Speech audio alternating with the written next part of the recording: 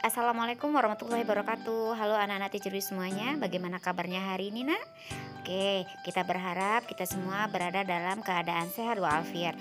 Anak-anak teacher, hari ini kita akan lanjutkan pembelajaran TIK kita, yaitu mengenai komputer dan bagian-bagiannya.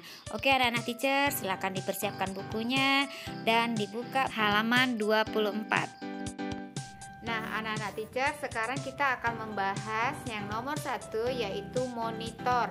Nah monitor bentuknya seperti televisi. Monitor berfungsi melihat hasil olahan komputer.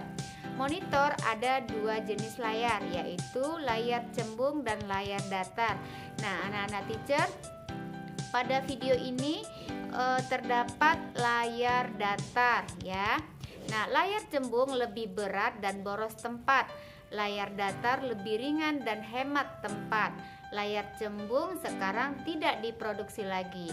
Nah layar cembung itu badannya atau bodinya berat ya anak-anak teacher, dan bentuknya juga boros tempat. Nah monitor ada dua bagian utama, yaitu layar utama dan tombol pengaturan. Nah anak-anak teacher, ini adalah contoh komputer desktop berupa layar monitor. Nah sekarang banyak memakai layarnya seperti ini ya, karena ini lebih slim dan lebih ringan, sama seperti televisi zaman sekarang. Oke anak-anak teacher. Nah anak-anak teacher, yang kedua adalah Central Processing Unit atau CPU, singkatan dari Central Processing Unit. Nah CPU adalah bagian pengolah data. CPU adalah otaknya komputer. Di dalamnya terdapat banyak komponen listrik. Kotak CPU disebut casing atau wadah. Casing ada tiga macam bentuknya. Ada tower, ada middle tower, dan desktop. Nah kalau yang ini adalah middle tower. Nah kemudian fungsi ketiga jenis casing itu adalah sama, yaitu untuk menampung komponen inti CPU. Nah komponen inti misalnya media penyimpan data, prosesor, kipas pendingin, bagian pemberi daya listrik, memori. Bagian panel depan CPU memiliki bagian. Perhatikan gambar berikut.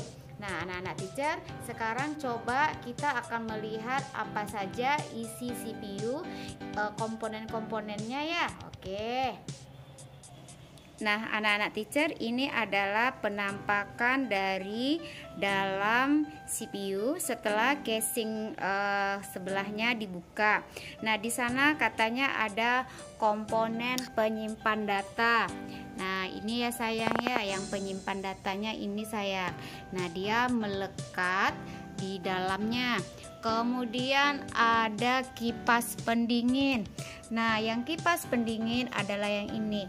Jadi kalau CPU-nya dalam keadaan hidup, maka ini akan berputar. Nah ini gunanya agar mesinnya tidak cepat panas ya. Nah kemudian ada memori. Nah ini ada memori di sini ya sayang ya, dia melekat. Nah kemudian ada kabel-kabel untuk penyalur daya listrik. Nah ini merupakan suatu komponen yang saling bekerja sama ya anak-anak teacher.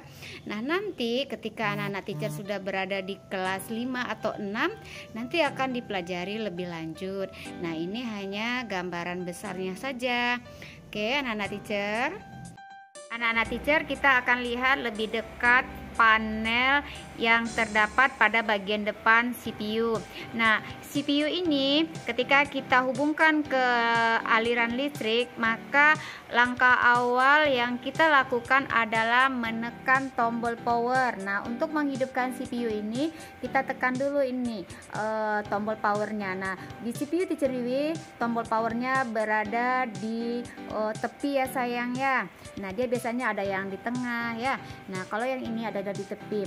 Ketika ini sudah hidup, ketika kita akan memutar DVD, maka kita harus tekan tombol nih DVD roomnya ya. Nah ini nanti kalau kita tekan maka nanti akan terbuka. Nah kita baru masukin DVD-nya ya, kepingan DVD-nya.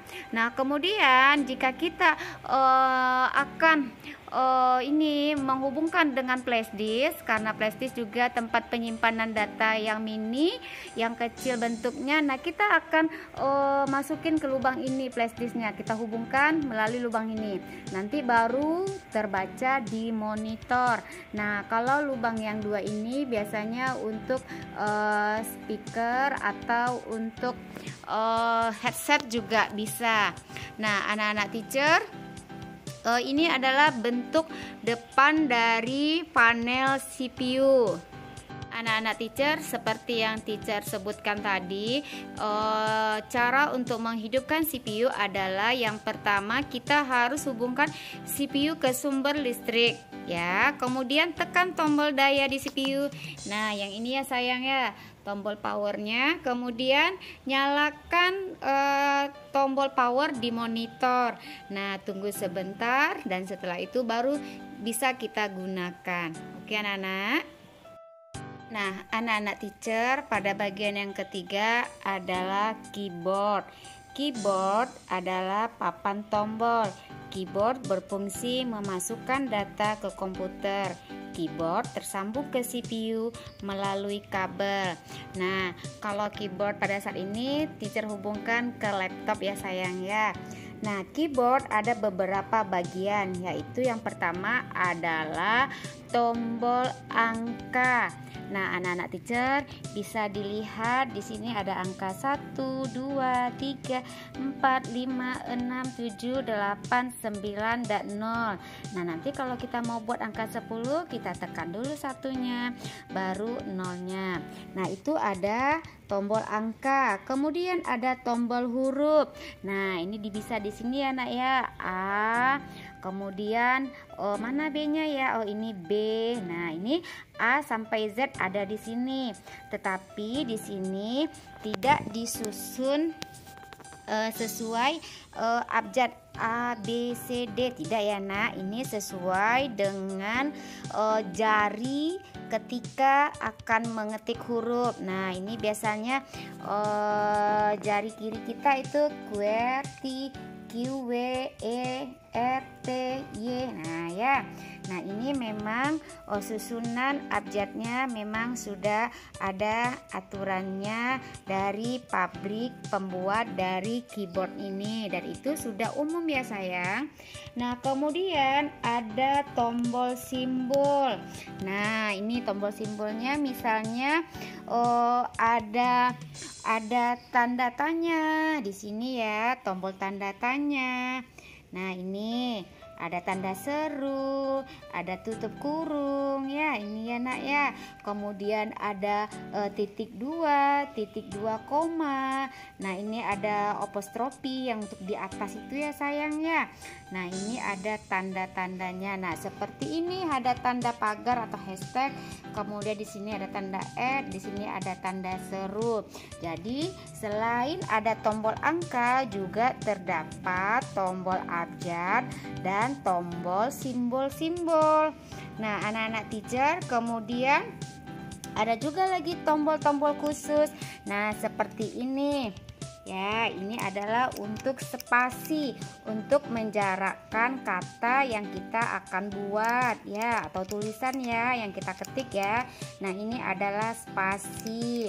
Kemudian untuk menekan dia huruf besar, nah ini ada untuk membuat ketikan atau tulisan yang kita buat itu menjadi huruf besar semuanya.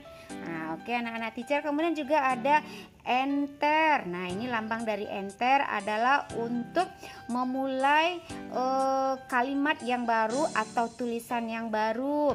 Kemudian ada juga tombol yang untuk menghapus. Nah ini ya, tombol delete. Nah ini adalah bentuk dari keyboard. Oke anak-anak teacher. Nah anak-anak teacher, sekarang kita masuk kepada yang nomor 4, yaitu mouse. Mouse secara istilah berarti tikus. Mouse berbentuk lonjong dan berkabel panjang. Nah ini kabelnya ya sayang ya. Kabel panjang itu diumpamakan seperti ekor tikus. Oleh sebab itu, alat ini disebut mouse atau T-tikus. Nah, kabel mouse terhubung ke CPU. Nah, ini sayang, ini dia terhubung ke CPU. Cuma sekarang teacher hubungkan dia ke laptop teacher. Nah, ini dia kabel yang tadi ya sayang ya. Nah, kemudian alat ini berfungsi sebagai pointer atau kursor. Nah, jadi untuk menggerakkan kursor di layar monitor kita memakai mouse. Jika mouse digerakkan, maka pointer atau tanda panah pada layar dia juga akan bergerak. Nah, oke anak-anak teacher. Kemudian anak-anak teacher, mouse memiliki 3 tombol, yaitu yang pertama adalah tombol kiri, ini tombol kanan. Nah, kemudian dan ada penggulungnya. Nah, ini yang di tengah ya sayang ya. Kemudian tombol kiri untuk memberi perintah utama, tombol kanan untuk memberi perintah kedua. Tombol penggulung untuk menggulung layar. Nah, tombol ini untuk menggulung layar. Misalnya kita akan melihat ketikan kita yang di atas maupun yang di bawah, maka inilah yang akan kita putar. Nah, anak-anak teacher, ini adalah bentuk mouse. Tapi dengan adanya kemajuan teknologi, sekarang mouse juga sudah tidak memakai kabel. Ya, namanya mouse wireless. Dia terhubung dengan alat infrared yang nanti akan kita selipkan di sini, di lubang ini, ya. Nah, itu nanti dia memakai baterai. Oke, anak-anak teacher. Nah, anak-anak teacher, untuk pelajaran TIK-nya mengenai komputer sampai di sini dulu. Minggu depan kita akan sambung lagi dengan komponen yang lainnya. Nah, anak-anak teacher, semoga pembelajaran TIK hari ini bisa anak-anak teacher Wiwi pahami dengan baik dan semoga bermanfaat. Dan akhirnya mari sama-sama kita mengucapkan hamdalah, alhamdulillahirabbil alamin. Wassalamualaikum warahmatullahi wabarakatuh.